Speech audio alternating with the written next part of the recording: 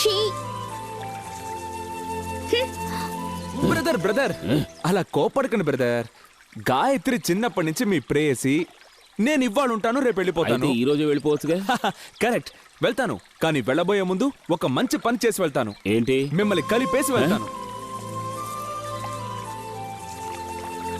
మీ ప్రేమ 100 సంవత్సరాలు చల్లగా ఉండాలి. Thank you. అంతకంటే ముందు ఒక 3 నిమిషాలు తనతో ఒక డ్యూట్ వేసుకొని మీకే రిటర్న్ చేస్తాను. రిటర్న్ చేస్తావా? రేయ్, నేనేమన్నా అద్దె సైకిల్ ఇచ్చేవాడిని అనుకున్నావా?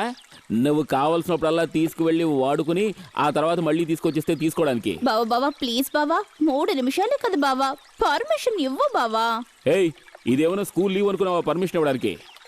కానీ ఈ లోకంలోనే చేసుకోబోయే వాడి దగ్గరికి వచ్చి నేను వెళ్ళి ఇంకొకరితో డ్యూయట్ వేసుకొస్తాను, ప్లీజ్ ప్లీజ్ పర్మిషన్ ఇవ్వండి అని అడిగిన మొదటి మరదలవి నువ్వే. ఇద్దరు నా కళ్ళ ముందు నిలబడకండి. ఇదిగో మీరు కోరని పాట.